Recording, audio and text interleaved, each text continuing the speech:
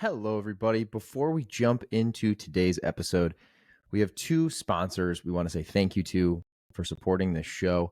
The first one is Routine. You guys have heard me talk about Routine, honestly, back from the early days of the podcast, and it's still a product I use every single morning. They have a prompt for me here. I'm going to do a little impromptu on this ad read today because honestly, this is a product that I truly believe in. And so I'm just going to tell you guys exactly what I think and why. First and foremost, this is a stat that they shared, but when you sleep, you lose between a pound and a pound and a half of water. And most of that's just sweating while you sleep. I used to not know if that was actually true, to be honest. I felt like a pound to a pound and a half of water seemed like quite a bit while I slept. But the one thing I did constantly pay attention to when I started using Routine was just the fact that before using Routine, I always felt a little dehydrated in the morning. And I'm one of those people that when I get up really early usually. I work out. One of the first things I do is some form of fitness. It's just like what I do before everyone's awake. And so it's very easy for me to grab a coffee, pre-workout, an energy drink, something with caffeine in it, and just go. When I am good about using Routine, first, I basically they come in these little single serve packets. They contain half an organic lemon, a tablespoon of apple cider vinegar, Himalayan sea salt, all 6 essential electrolytes, and they have no sugar in them at all. A lot of hydration products are going to have sugar. So one of the things about Routine that I love is that there's no sugar in there. So when I am good about doing this consistently, I will take one of those single serve packets, I'll throw it in my mixer bottle, and whether I also put in a pre-workout or something with caffeine or I just drink that separately, I try to drink that first. And the days I do that, I do genuinely feel hydrated and just have a different form of clarity all morning. A lot of people have tried to make their own homemade versions of Routine, right? You see people they take a shot of the apple cider vinegar, they put a little sea salt, a little lemon in a drink. This is essentially that, but in a product that you can take with you on the go, have it ready for you first thing in the morning. I know me personally, when I'm groggy rolling out of bed, the last thing I want to do is, squeeze a lemon, cut lemons up, go get the apple cider vinegar, find my sea salt. I just rip this packet open, throw it in my water, drink it, and it's good to go. You can try yours today. If you haven't tried it yet and you've been listening to this podcast for years, just try the damn Routine. Give it a shot. You can use code ShaneWhite30 and get 30% off your first order. So you get 30% off by using code ShaneWhite30 and go to yourroutine.com. To make it even easier, I've added the link to yourroutine.com in the show notes. So just click on the show notes for this episode, click on the link to yourroutine.com, and don't forget to use code ShaneWhite30. All right, guys, today's episode is also brought to you by Neuro Roast. Again, I'm going to go a little off script here. Neuro Roast is a product that I also came across during this year of 2023. They are a coffee company that's helping you optimize your brain function and overall well-being. This is another product that, to be honest with you, when I first started working with it, I was a little on the fence. I was like, do I really want to have mushrooms in my coffee? Well, folks, I will tell you, when I use NeuroRoast, one of the things that has stood out to me the most is I'll back up. People that know me know that I have way too much caffeine, typically. One of the things this year I've done a good job of is cutting out alcohol. Not completely, but predominantly, I don't touch a lot of alcohol anymore. What I think I've actually done the other way, though, is add a lot more caffeine. So I do definitely drink too much caffeine. That's something I need to work on next year, is just trying to minimize how much of that. But NeuroRoast is something that has actually helped me because of the way they've formulated their coffee. Like, unlike regular coffee, which is, still something I consume, but NeuroRoast specifically doesn't cause jitters or crashes. Mushroom coffee provides a more balance and sustained energy, allowing you to stay focused and productive throughout the day. So the times I do use NeuroRoast, I'll be honest, I just don't feel that jittery, like, I'm jumping out of my chair or standing here at my desk jumping around feeling. So give NeuroRoast a try. They have some really good flavors. I'll be honest too, the two guys that started NeuroRoast are just really good dudes based out of New York, and they're hustling, and hopefully they can get some people to try NeuroRoast this holiday season by listening to this podcast. So for you folks who've been on the fence, I'm telling you, it tastes delicious. They've done a fantastic job of making this coffee not only be functional, but taste fantastic. And if you want to try NeuroRoast, you can use code ShaneWhite. So it's super simple, just ShaneWhite at checkout. you'll also get 30% off. So if you go to neuroroast.com, and once again, I have added that to the show notes. So just click into the show notes while you're listening to this episode. You can click on NeuroRoast link directly. Don't forget to use code just Shane White, and you'll get 30% off your order. Hope you guys love both these products. I'm trying to not only bring you guys products that I use, but that I believe in on the podcast. I'm not taking ad reads for any brands that I don't really believe in. So anyway, hope you guys love both those products, yourroutine.com and neuroroast.com. I've added those links to the show notes. Hope you guys love it. And I got an awesome guest coming up right after this.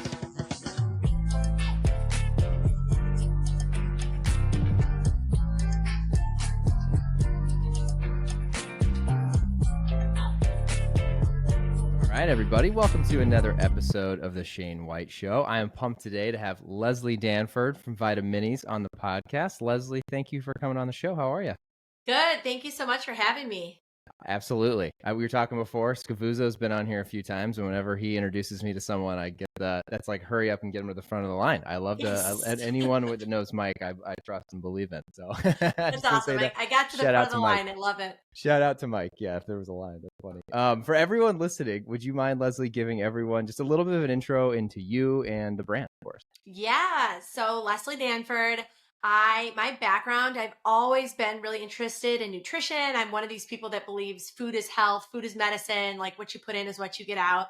And I had more of a traditional background. I actually worked in the beverages industry for several years in the alcoholic beverages industry. Okay. But while I was a health nut, and I started thinking about ideas while I was working there about, nutrition. We see all this research coming in around functional beverages, better for you, clean label, nutrient dense products, ready to drink. And I just was taking notes because I was like, we're not going to act on any of this stuff here in the alcohol industry, but somebody should. And it kind of coincided with my personal background and interest. So that went on for years and years, but I didn't get around to starting the company until 2020 when I had moved to a hotel business, which ended up getting shut down during the pandemic. So I was kind of thrown out of my routine, busy, traditional working routine. And it all kind of came together. I was trying to meet all our nutritional needs for myself and my family, talking to friends about how to make sure our immune systems were ready to go to get back to in-person stuff.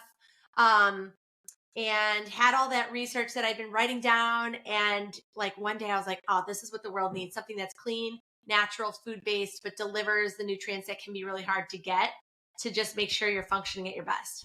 Love that. And for you, it sounds like this was something that you've been interested in a long time. So yes. when did like getting into health, nutrition, focusing on that, for lack of better words, when did that all start? Like how long ago do you think you really started taking it seriously? Probably back to my childhood, to be honest with you. So growing up, my dad was kind of in charge of meals and he does not know how to cook. And he's like a scientist. So it would be like, okay, we need a meat and a veggie. And it was like a math problem, like your meals are all these components. And so that's how I always grew up thinking about food. Is like, okay, your body needs this, this, and this. And your meals, you can plan them out to get it all in. And my husband makes fun of me because he is a foodie and he cooks and makes delicious stuff. But he's like, don't you care about the taste? I'm like, yeah, but it's like, so I think that's like when it started. And I've always kind of thought that way and thought about my own nutrition that way. And then when I had kids, thought about their nutrition that way. But like I said, it really took getting laid off for me to actually make it into my career or my actual, day job. But yeah, all the way back to a kid, I would say. That's wild. Yeah, it's funny how sometimes the adversity of getting laid off. I know so many people who that's finally what it took for them to be like, all right, fuck it. Like I'm going to do what I've wanted to do. You know what I mean? So interesting. So for you, I mean, if you go back to the beginning, I love to kind of start from the 0 to 1. You are obviously interested in health and nutrition. You think that there's a product out there that should be brought to the mass market. Like I think, and I've talked to people on this podcast for so long now, like that's obvious. Like so many people have ideas like that. Very few actually get to where you are today. So could you, for everyone listening today, kind of walk us back to like, what was step one for Leslie? Like you have this idea, great, but like you're talking about launching a brand, building a product. Do you remember back to like, what were like some of the first days sitting in front of a laptop or in the kitchen, or what were some of the very beginning components of this? Yeah, for sure. And it's funny when you said like, take me back to the beginning. The other thing I didn't mention that's even before that is I had always thought that someday I wanted to start a company. Oh, okay. And so when I was a little kid, I would borrow money from my mom and like set up these little business things. Like one story she loves to tell, when I was 7, I like drew a picture book with my pencils. And then I borrowed money from her to make copies of it. I think it was like 10 cents a copy in those days. And then I was out on the corner selling them. So I always kind of had Nice. that. Then I met my husband in college. We were both in this group called the Chicago Entrepreneurial Group. And it was all about like business ideas. And we would take part, we were in the undergrad at University of Chicago, but we would take part in the alumni and the student new venture challenges at the business school. And my husband went on to pretty much be an entrepreneur right away, but I got on this like traditional track business background. But I always had that in the back of my mind. But then fast forward. So it's funny, you were saying it takes getting laid off. It actually took even more than that for me, because I got laid off and I went directly into job searching mode, where I was like, what's my next gig? What's my next gig? But because it was COVID, no one was hiring, nothing was happening. So it was like 6 months of kind of looking around and having conversations and nothing was happening. That really pushed me then to say like, okay, maybe I need to create my own something to do for myself. But even then, it wasn't like I'm going to stop working and start a business. It was more like, well, I've got nothing else to do, and I had gotten my kids into some activities. And so because their daycare was closed for a while, I was just like Sure. handling kids.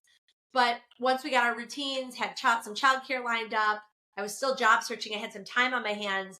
That's when I really started tinkering with the ideas. And once the Vitaminis idea got into my head, I think even then, if you had said, okay, are you going to start this company? I'd be like, whoa, whoa, whoa, that's a big risk, So it started with very, very small steps. So the first one was just interviewing a lot of friends and family. I like wrote up an interview script. So it was like, yeah, I know we're friends and we usually just chit chat, but now I'm going to interview you. And like, what are some nutritional challenges you have? What are some complaints you have about what's out there? What do you struggle with? And I did probably 50 of those. Oh, wow. So that was a good exercise because it was free, really. Did you It was just at time. this point, did you have the idea for Vitaminis, or you were just genuinely curious on what people A little need? bit. I Okay. did. So I had this idea for like a clean food based or clean beverage based, like food, like whole food based delivery mechanism for nutrition, but I didn't know it was going to be a shot. I didn't know it was going to be immune support necessarily. Um, it was just like a concept. And so the interviews helped me narrow in on like, what do people look for on labels? Like what format is most convenient? Like how do I solve some of the complaints with what people have and with what's out there? Some of which I also had, like gummy vitamins full of sugar, Yeah. pills make me nauseous, that kind of thing. So I did like 50 of those interviews. And that was a really easy first step because it was completely free, completely low risk. I wasn't committing to anything. But at the same time, although it was low risk, it still felt like I was putting myself out there a little bit. Right. Oh, I'm Even sure. set up a call and be like, I think I might do something, Which now, given all the risks I've taken, I'm like, that was nothing. But it's funny, right? It's all perspective. What I heard this saying the other day, it was the hardest thing you've ever done is the hardest thing you've ever done. And it's so true because, right? Like now looking backwards, you're probably like, duh, I should do that all the time. I should keep doing stuff like that, right? But for Right. someone who's never launched anything, it feels like you're so totally putting yourself out there. I don't know if I've ever talked about it on the podcast before. My very first business endeavor was right out of college. Me and a colleague there launched like essentially a clothing company online, like back in the early Shopify days. I'll never forget, like just in hindsight, didn't know what we were doing, right? Like I had no clue. We weren't even doing like Meta, Facebook marketing, nothing. We were just posting it on our own personal pages, which had like, a few hundred people following us. But it's so funny and so true, right? Like when you don't have the experience, those first steps sometimes feel enormous, especially if you're asking family and friends. Yeah, you feel like you're exposed or something. Even just like thinking that you might start a business, it's like, well, who am I to start a business? It's so weird. Well, and for it's you, what was the goal to get? Because this is so curious, and I feel like for people listening who want to start something, this is a great idea. If you were to go and you asked 50 or so people, you said, if you would have gotten horrible feedback across 50, what would you think you would have done? Well, I'm assuming you got some pretty decent feedback that helped you drive. But you know what? I didn't tell them my idea. That's the thing. Because I've heard you shouldn't actually go take your idea and shop it around and get votes because, you might get really discouraging feedback. What I was actually interviewing was more like, tell me about your nutritional perspective. What are your challenges? What do you like about what's out there? What do you not like? So it was more like market research. It was not taking a poll on my idea at all.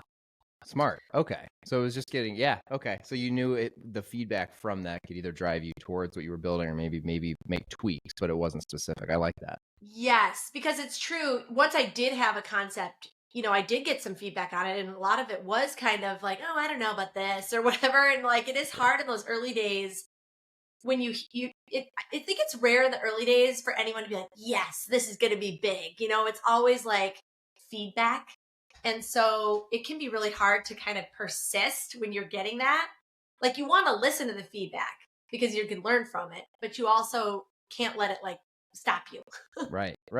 And so you get feedback, you're doing all that. Is the next step, were you kind of like playing around with this in your kitchen? Or like, how did you Okay, start from the so product yeah, side? it's a good transition. So the interesting thing about beverages, which is kind of where my direction was taking me through all these interviews and my background. So I think part of this was I had worked in beverages, even though it was Yeah. alcohol, it's different. I knew about beverage marketing and in the industry overall and sales and that kind of thing. So once I started getting towards beverages, it's not really something that you can do in your kitchen, really. Um, Particularly in this case, because I'm mixing in like vitamins and nutrients and stuff. It's not like you can go to the grocery store and buy that stuff necessarily. Right. Um, and then also the other route I think a lot of businesses start with is these contract kitchens or whatever they're called, those shared kitchens. Can't really do Yeah. that either because they don't really have like production lines that can bottle things. So I had to sort of jump a little bit, like make a bigger jump. Mhm. But I did that by engaging in the startup community and getting a lot of feedback around who's like a scrappy, quick and dirty food scientist kind of person who can help me come up with a formula. Um, and just like, or even I think in the initial stages, it was like, I even just chat with about this to see if it's even doable, Yeah. Right. So that's really where I started. I looked for someone that had the expertise, and it was like, let's just chat about what's doable and get their thoughts without, again, necessarily committing a ton of money or anything like that. Okay. Well, it's smart. It sounds like your background and your time at U Chicago and getting involved with some different entrepreneurship groups in Chicago actually paid off in the early Oh, days, right? yes. Yeah. Yeah. The groups, especially. I was in startup CPG. I don't know if you've, Yeah, oh yeah, for okay. sure. Yeah. Yeah. And I think now they have 30,000 members or something. And so it's one of those things where somebody out there has dealt with what I'm dealing with at any time. Right. And I likewise can share my expertise. So it's like just a quick note on the Slack channel. Hey, does anyone know anyone or whatever? And I had a bunch of leads there. So that was great. And those groups have really served me still to this day. That's awesome. Yeah. I was gonna say startup CPG. I know is great. We use Slack so much for our businesses and clients now that I had to quiet. I think I actually like took it off my main Slack because it was too busy for me. But I know it's just like a plethora of information. That's probably a great. That's one we haven't talked about on the podcast, shockingly enough. So anyone out there who's trying to start a food or beverage brand, that's a great group to get involved with. They're awesome. Yes. So you jumped straight from idea to essentially a commercial kitchen then, or like a commercial. Well, so I found somebody who's technically, I guess you call him a drink formulator, but his background is a little bit of food science and also understanding production methods, like what ingredients go well together to be shelf stable and that kind of thing. So for a nominal amount of money, I engaged him on a formula. And at this point, based on all of the input that I had gotten from my interviews, I had a better idea of what I wanted. I knew I wanted to do immune support because this was during COVID. Like that's all anyone wanted to talk about, even though my original thought was the gut health, actually, the other product. Yeah. But it was like, everyone wants immune support. So I knew I wanted clean label, beverage, immune support. And that's kind of it. And actually working with that formulator got me to the shots. Originally, I thought it might be a full-size beverage or a juice box or something like that. And I kind of narrowed in on shots in order to make e-commerce more economical. Makes sense. And then he also helped me figure out the packaging, the production process, and a lot of the kind of next steps from a technical production standpoint. Okay. And to get all of this, I mean, I'm assuming, is this someone you have to bring in as like a partner into the business, or is this No, it was, I paid him a project fee. Okay. And it was small. I mean, not everything's relative, but in the grand scheme of things, it was a small amount where when I paid it, I thought even if this amounts to nothing, it's okay. Yeah. I would, it's not like I want to throw this money away, but it's not going to make or break. It's a tiny little investment to test it. Felt like it was more testing at that point. Right. And for you, and everyone's got a different, phase in life when they want to start an endeavor or a business. For you, did you have to raise any friends or family? Did you try to bootstrap this? How did you kind of get it off the ground even to get the funds for this? Yeah, so I was lucky enough to fund it myself in the beginning. Nice. And so I had like a very traditional career for a long time. I went to business school. I think I was in I'm 15 years out of business school now. So I think I was in a little bit of a different position than a lot of entrepreneurs in that I had some savings. I had the ability to take some time off work and do this. But it is interesting because it does change things, right? Mm-hmm. And there's pros and cons. I mean, on the pro side of bootstrapping, I think can be misleading because it sounds like the money's like coming in and you're making it work. No, you're just putting your money out there. Yeah, Spending. right. You're just So on giving, the yeah, pro you're just putting money side, away. you're in complete control, right? It's like you can start, you can stop, you can do whatever you want, you can spend more, you can spend no more. You don't have to answer to anyone, you have to explain yourself. That's all good. On the con side of things, you're not getting a lot of the feedback and engagement that you might get with some outside investors, along with sort of confidence building. I think bringing in outside money gives you some sort of feeling like, oh, other people also believe this is possible or believe in me or whatever. And when it's just you spending your money, you're like, is it possible? I don't know. So That's an interesting perspective. Yeah. yeah, so it's just more data, because when you're a solo founder, especially bootstrap solo founder, you're literally just you. There's no one else. There's no one else. It's a lonely trail. Yeah. I always wonder, times are changing so much. And it was funny. I had never been in food and beverage before our X Bar. And so my time at our X Bar and just seeing what they did, when I left there, I remember being like, oh, why would anyone do anything except try to just bootstrap essentially, right? That was always my mentality. And then as I've gotten more and deeper into this industry, I'm like, oh, well, there's so many reasons why you wouldn't do that, right? But it's really interesting that you were able to start that way, and then it sounds like you've taken on some since then. Yes, I have taken on friends and family, angel type money at this point, but I can see that I will need more financing to get to the next level. And it's funny because I'm a little familiar with the RX Bar story, but a lot of this, some of it is like you don't know what you don't know. Right. But the cash flow problem and how you kind of set up your different channels and what customers you bring on when and whether they pay you up front or not has such a big impact.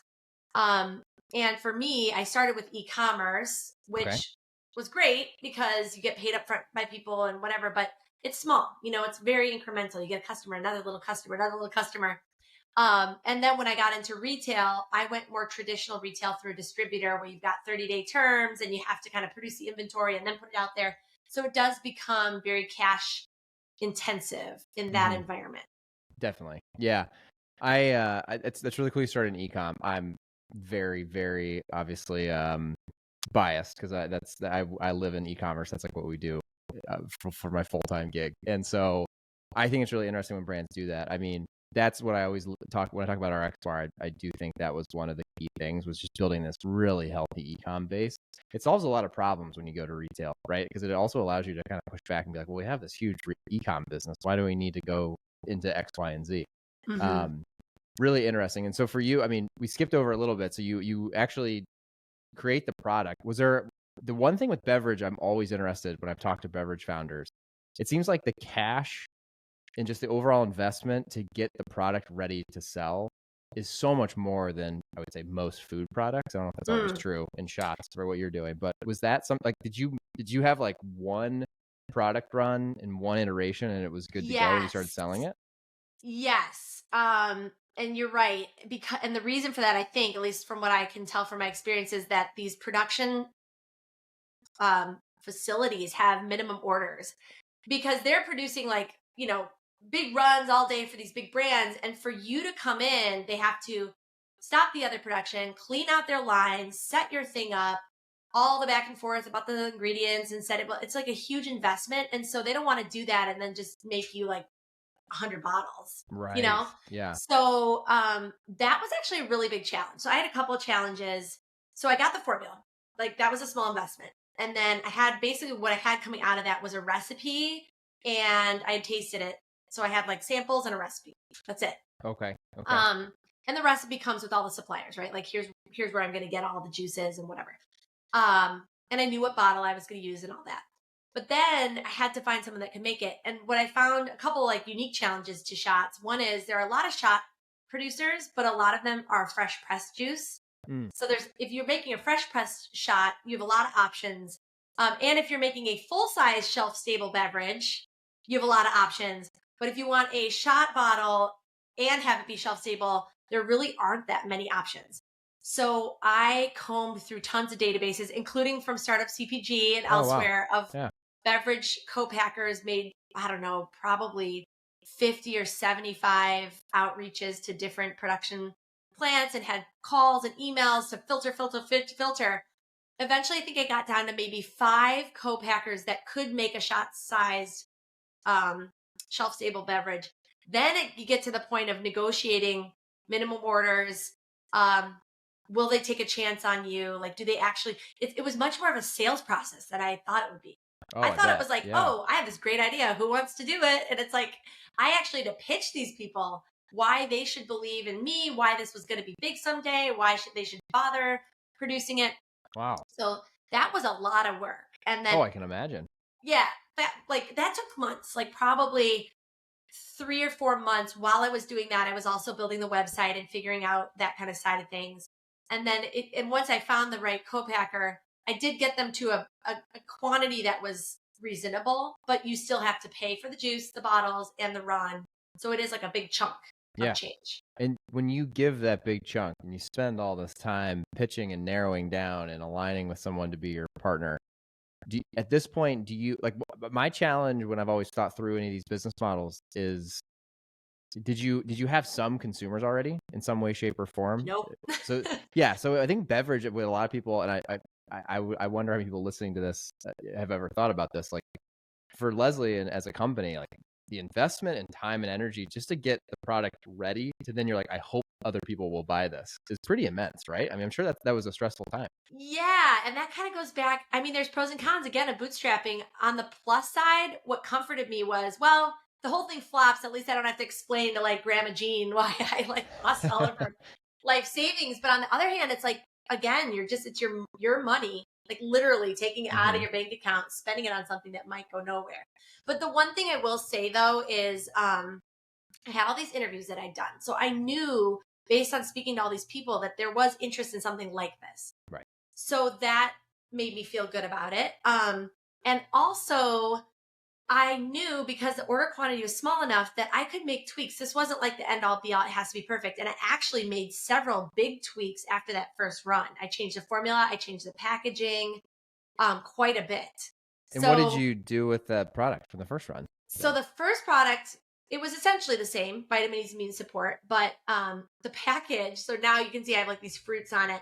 My original package had like leaves and rocks, which I thought looked really pretty, but like that doesn't communicate anything with the flavor, which I mean, I came from the beverage industry, so it's like embarrassing that I made that mistake, but hey, but you know, it's funny though, you were probably never in a position before where you actually had to like be the final person to make that call and then hit go, right? So it was a learning lesson. So, you know, and looking back, it's like, well, that was embarrassing, but no one cares. Just fix it. And then the other thing was the original formula was a little bit sour. It had to do with the balance of the juices and whatever. So I did get a lot of feedback on that initial product that it didn't taste that good, which again, back to your point about feedback, I could have, at that point, I could have been like, oh, doesn't taste good. That's it. I'm done. Didn't spend that much. That's it. I give up. But it's like, okay, or you can just iterate on the formula, change the packaging, do another small run, try again, which is what I ended up doing. Yeah, I was going to say, it's always probably, there had to have been, and this is just one example, there's been so many situations, I'm assuming, for you where you could have easily hung it up and been like, I don't want to spend anymore. Yeah. So many. So you as you reiterate that, or like you changing the packaging, you're changing the product, even like, I guess the sour part, Leslie, how did you go? Like, I'm sure your co-packer, you know, you get some of the products, and then is it up to you then just to figure out why it's sour? Like, are they really involved or anything in that? That's an interesting balance, because I do think once you have an established relationship and a good chunk of business with a co-packer, they're willing to invest time with you on formulation. But in the beginning, they still don't really know me, and it's still like they're putting themselves out for me basically. So I can't ask a lot of favors. Yeah. So now my co-packers I've worked with a long time would probably be like, oh, let's work together. You can use our lab. But at that time, I didn't really have that leverage with them. So I went back to the original formulator that I had hired, and I negotiated paying him just a little bit more to help me tweak it. So it wasn't like we were starting over with a completely new formula. We were going to do a few tweaked samples with his expertise. So that's what I ended up doing. But now I probably would just go with my co-packer. Okay. No, that makes sense for someone who's new and trying to get into it. So you do that. Did you end up selling the first product? Did you end up selling it Yes. and turn? Yeah. Okay, that's good. So that's the other thing that I think is like back to the putting yourself out there. I remember when I made that first batch and I like put it out. I like put it on my social media, put it on Amazon. It was like, this is so terrifying. Like, what if people drink it and they get sick or they don't like it or whatever? Like they spit it out or they, all these things. And it ended up being fine. You have to trust yourself. You're like, well, I did the research. I drank it myself. I know what's in there. I vetted my co-packer for quality. It's going to be fine. So I just put it out there. And a lot of people actually liked it. Okay. Even that initial product that didn't have a great package and wasn't perfect flavor, a lot of people liked it. But once I started getting consistent feedback, like a few different points of feedback about the flavor and the package. The package feedback, by the way, that came from people that were in like marketing in beverages. It's not like a consumer's like, hey, why do you have a rock on here? They're not going to say that. But once I got the feedback multiple times, it was like, oh, this is something I need to act on. Yeah, right. Okay. That makes sense. So you were able to use the product even with it not being in your mind the perfect version of it. Yeah, it's like that. What in tech, what do they call it? Like that minimum viable product? It's like the same an MVP. thing. Yeah, okay. That makes sense. Yeah. Wild. So for you then, as you make iterations, are you growing a team too, or is it just you? Or what's No, this? I will say for consumer, one of the great things about consumer is the work is very easily outsourced part-time. So I still am just the only full-time employee. So in the early days, I hired someone to help me with like the design, like graphic design on the package and the website and that kind of thing. Because I might have a vision, but that's not my skill set. Somebody to actually help me set up the Shopify site, which now that I know a little bit more about it, there are probably a lot of entrepreneurs that could just do that themselves, but I'm more comfortable now than I was then. Sure. And over time, I now have people helping me with email marketing, legal team. There's like a lot of different functional expertise that you need. But I still haven't hired anyone, and it's pretty much fine. It's working out so far. And that stuff, it sounds like something that's easy to gloss over, but I do actually think a lot of people who are trying to get into entrepreneurship, all of those little pieces, finance, legal, that stuff is probably overwhelming for most people who just never have tried. How did you go about it? Is that, again, just like networking and asking like, hey, should I get an attorney? Like, you know what I mean? Like, I remember when I was going through that, it's a challenge. It's one of those things, again, until you know, you don't know. How did you think honestly, to do that? I think a lot of it was like I just did it when I had to do it. And I didn't even know I had to do it until something hit me in the face. Like I think setting up on Amazon forced a lot of like incorporation, formality. Fast forward several months, somebody was like, oh, you have product insurance, right? And I was like, oh man, no, I don't have product insurance. I never thought about that. Right. So I gotta go get that done. Thank goodness nothing happened before I got that. So a lot of it is like scrambling, because I think if you were to actually try to map out every little thing, you would never it would be so overwhelming. Yeah. And so time consuming. So there's a little bit of like flying by the seat of your pants going on. I really think there's an opportunity there. I mean, there definitely could already be something similar. I'd be curious if anyone's ever thought about, from the CPG industry, out of all of us have gone through trying to do some of these things, if anyone's written a book. I've never seen one, but you'd think like, even if it was like a playbook, like even out of like startup CPG, like, holy cow, there's so much information in there. Someone just boiled that and all the different little things. Oh my gosh, if someone curated all those Slack messages of all the different vendors, and oh my gosh, yeah. Yeah, it's like just a digital playbook for anyone who wants to get started. It'd be like an encyclopedia. But so for you launch, what is at this point, Leslie, for you, like what's the strategy for Vitaminis? And if there wasn't like a true strategy like maybe you have today, that's totally fine too. I'm just more curious. Back then? Yeah, was it like, I'm going to launch on my own website, I'm going to launch on Amazon, get cash, and then keep growing? Like, what was kind of the early strategy of like where you were going to sell it, how you were going to keep growing it, all that fun stuff? Yes. So that's pretty much it. I was like, I'm going to put it on my website. I'm going to put it on Amazon. I always knew I wanted to prioritize my website because you get the customer data and the interaction, but Amazon to me, especially in this area, is like the necessary evil. Like that's where people go. Like, so you have to be there. So my thought was grow on e-commerce and then expand into retail possibly at some point. In my head, it was like, because I came from a marketing background, I was like, here's how you grow a brand, word of mouth and sampling and like, I'm not going to pay for customers, that kind of stuff. But that is a very, very, very slow process. Yeah. So I did do that. And it was a lot of sampling events, a lot of word of mouth, a lot of like, just getting out there and talking and stuff and creating a lot of like organic social content and that kind of thing. And that is all good. And I'm glad I did that. But that's the part where some other businesses, I know they do that and they just skyrocket out. And in my head, I was like, I'm going to skyrocket out of here. It didn't happen for Vitaminis. I still can't tell you why that is or isn't. And sometimes I think there's probably luck and timing and different things that come into play. Or maybe in a couple of years, we look back and we're like, Vitaminis just wasn't the thing. I don't know. But that was my thought. I was like, I'm going to launch an e-commerce. It's going to skyrocket. And after about 18 months, I realized the growth rate was too slow to only rely on that. And that's when I got into retail to try to kind of scale a little bit faster. Got it. And what was your first retail account? That's a long story, but Fresh Time ended up being Fresh Time. And wow, that's a big one. Well, it's funny. I applied to Fresh Time and they rejected me. And then I think I did get into, meanwhile, I got into one independent retailer near my house. So I kind of had a little bit of that data, but in terms of like any retailer with scale, I was like, I want to get Fresh Time. They said no. So then I kind of networked. I saw who I knew that might be able to talk to someone. And I got a call with someone there and they were like, hey, great product, but like, sorry, we can't take you because we need more data. You're too small and early and all that. I was like, okay. And there was this like point in time, I was like, where do I go from here? I'm like, I have this one account. I think this product would be great for Fresh Time, but they told me no. And I think it was like one day I just didn't have anything going on. I drove to the Fresh Time near me. And I don't even know if I knew going into it exactly what my plan was, but I was there, I was looking around at the shelves and the different products. I was like, I'm going to just talk to the manager. And met the manager, chatted with him. And he's like, this is interesting. Like maybe we could maybe take it in. Like I can make some decisions myself. Doesn't necessarily have to go corporate. I don't know. Let me think about it. I had to go back 7 times and chat with him. So every couple weeks I'd like happen to be doing my grocery shopping at Fresh Time. I'm like, hey, it's me again, ready to try it yet? He'd be like, yeah, I don't know. I'm busy now. Come back later kind of thing. And then after 7 times, he finally agreed to bring it in.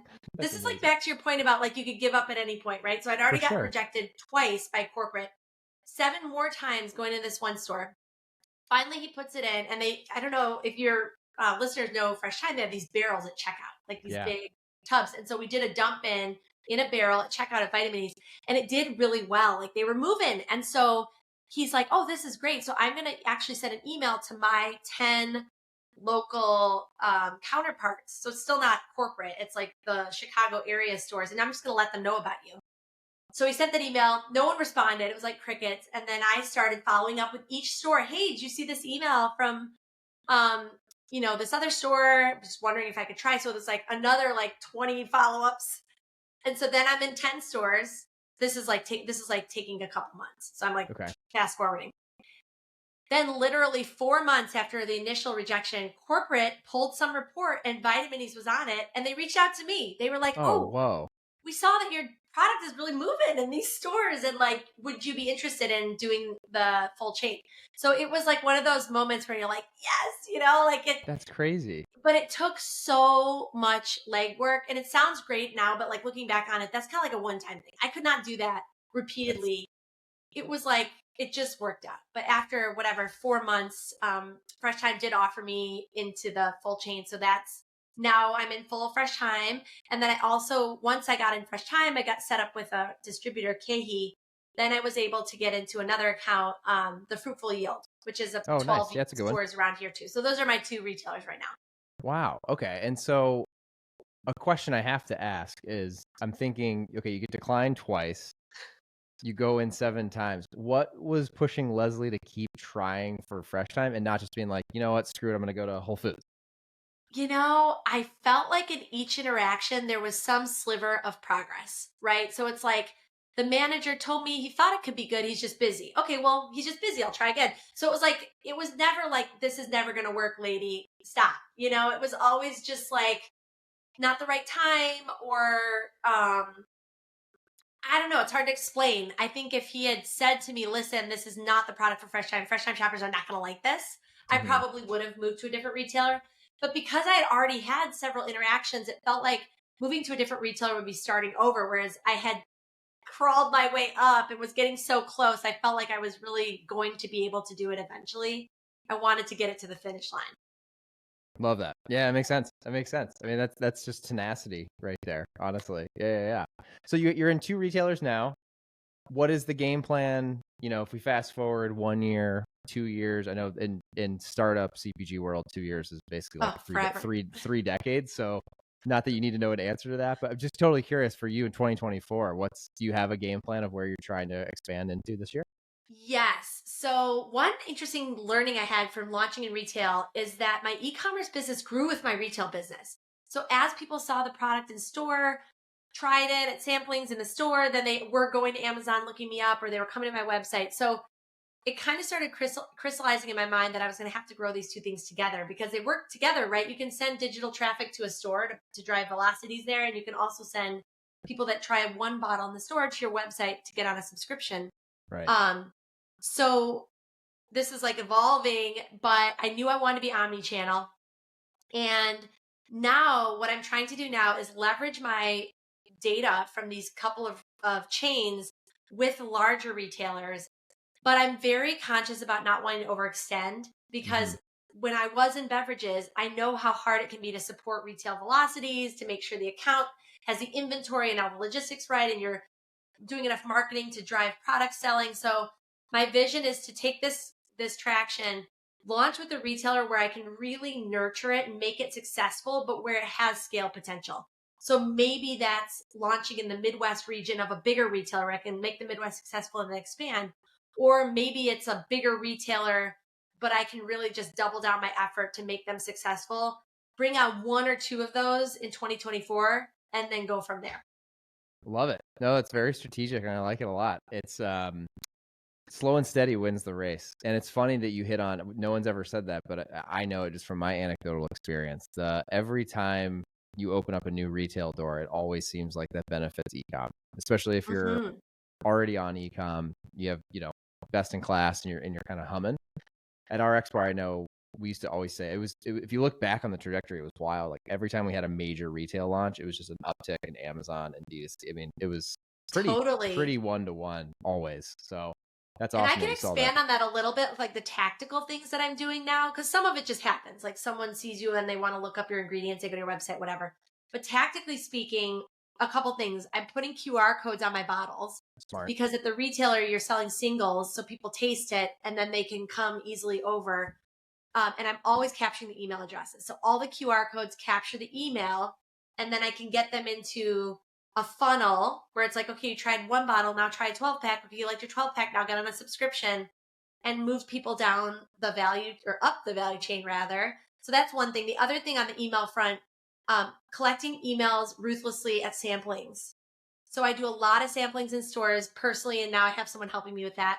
Nice. Or like at an event, or maybe I sponsor something, so I have some product that is expiring and I'm giving it away. But I'm always collecting those emails. So email marketing is a huge bridge for me between retail and online, because I heard you have to see a CPG brand 7 times before you buy it. That doesn't So it's surprise like me. they saw me Yeah. once, maybe they came to my website once, but unless I have their email address, I have no way to get them back 5 more times. So that's huge for me. Love that. I mean, it's very strategic. I love the QR code. So when you scan the QR code, does it prompt you to give your email address to give? Yes. Yeah, Yeah. The love that. QR code says like, come chat with us or something. And then when you land on the page, it's like, drop your email for a discount on your first product.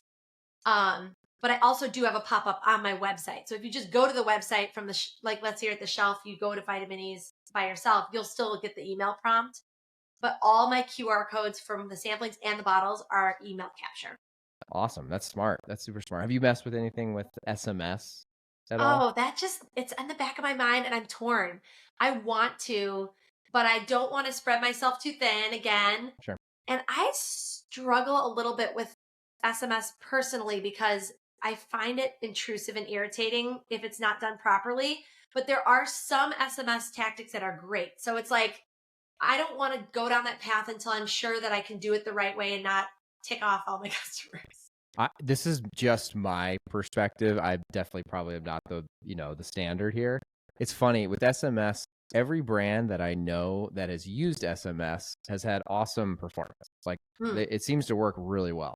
However, just me anecdotally, I've always felt as if I will sign up for SMS services, and then once I'm starting to get a text from you weekly, even, I'm like, okay, this is way too much. And I feel the same way as you. It's like Me it's way too.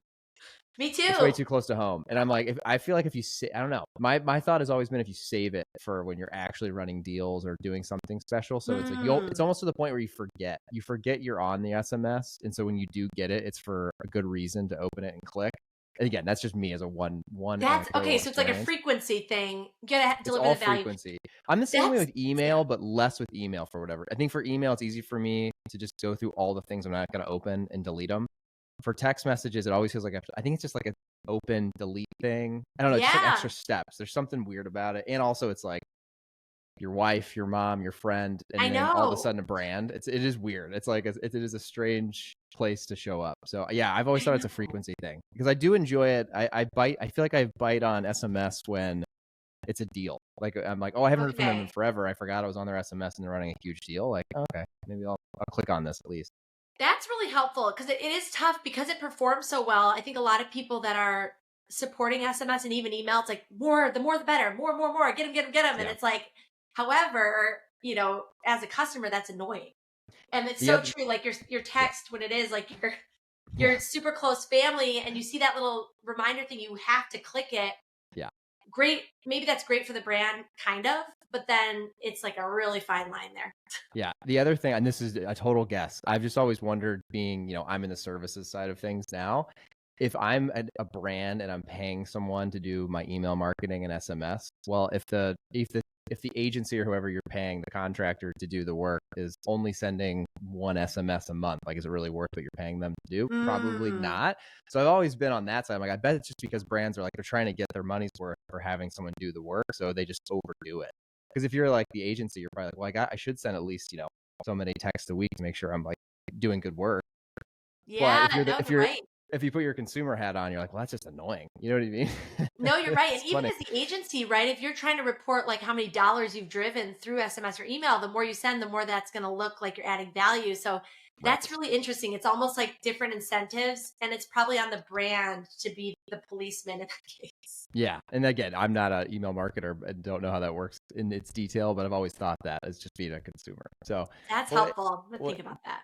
So yeah, yeah, I will interesting. do it someday, I'm sure. But I have been collecting phone numbers, but it's not mandatory when you place an order. Okay. Email's mandatory, so I have a handful of phone numbers, but it's not the number one strategy right now. Which every day I'm like, should it be? Should it not? I'm on the fence. I was like that about TikTok. Now I'm on board with TikTok. For a while, I was like, Okay. I Are don't know you? about TikTok. And I was like, okay, you got to do it. So I'm sure I'll get to that point with SMS too. What's your early, the reason this, we were emailing, I was saying you're my first podcast at 24. One of my, like, for our business, one of our big pillars this year is TikTok, actually. Like, we're super Hmm. bullish on it.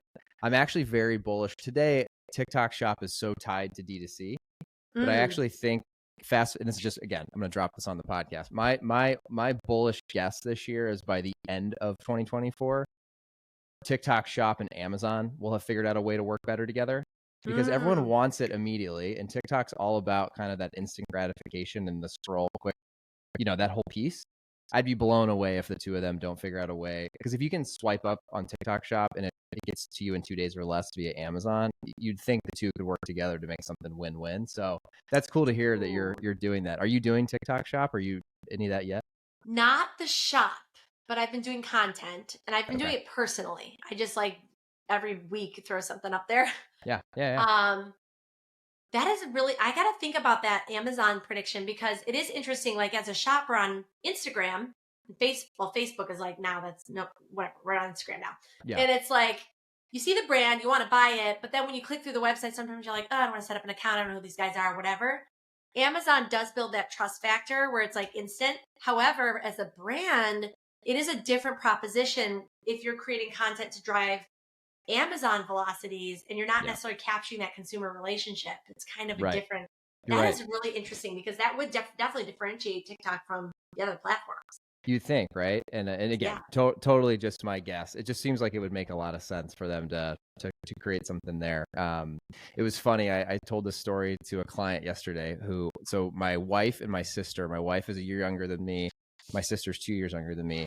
So they're both, my wife's 31. My sister's she just turned 30 or about to be. And anyway, the Christmas for them too this year, it was just them. They both were going back and forth like, oh, I saw this on TikTok. I use TikTok Shop. Like that's all they bought each other. And I was sitting there on the side like, wow, that's crazy. Like they're that into TikTok that they got a lot of Christmas gift ideas this year from TikTok Shop. So anyway, I'm kind of going down a rabbit hole lately of trying to learn more and more about the capabilities of it because it seems like for brands, it's going to be a big move in 24. I would imagine. I would think. I mean, yeah. It's a good prediction.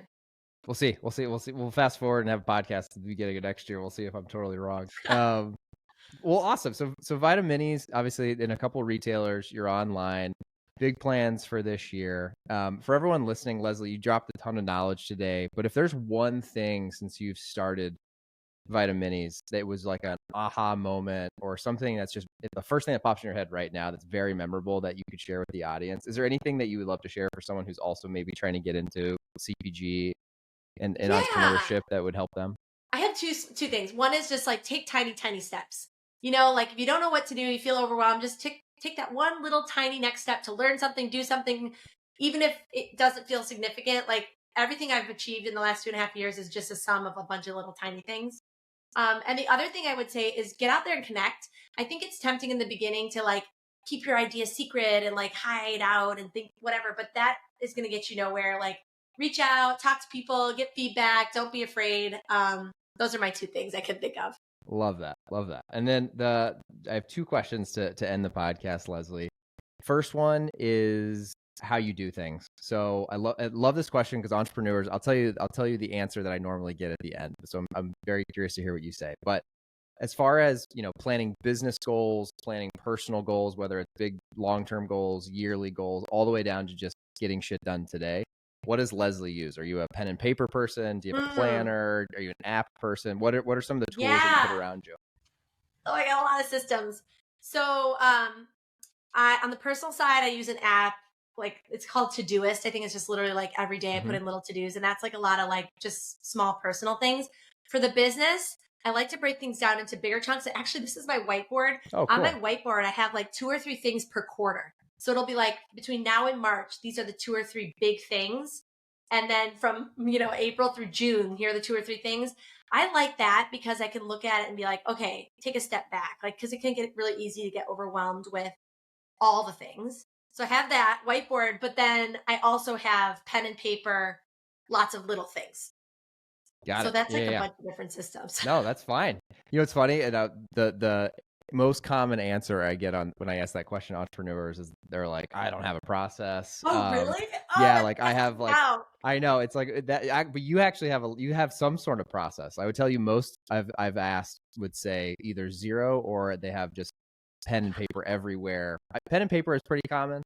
I like the big picture though. My pen and paper is like also organized. It's like today. That's very organized. I use, but I'm an ex-corporate person, so maybe I'm not your typical entrepreneur. No, that makes sense. I use this thing called a full focus planner. I started using it when we started our business, and it's similar. It got actually what you do behind you. It's very similar. I'm actually getting the people that started that on the podcast soon because nice. I talk about it way too much to not find out why they started it. So that's really cool though. I like I want to get a whiteboard in my office. I've been thinking about that. I love that because then you can have like the quarter big by picture quarter stuff. That's really cool. I love that. And it's behind you. So it's like you're being transparent too. That's cool. The last one is just source of knowledge, Leslie. So it could be anything, podcast, book, anything you've read or listened to recently that you think the audience would learn I from have today? I have to say Startup CPG in those groups. And I now have a couple of them. There's also Food Bevy is another one, Startup CPG. Um, those groups are like my go-to because the books are nice, but from a tactical standpoint, they're not going to help that much. They're kind of more like inspirational. But when Hmm. you really need to get something done, someone else has done it before.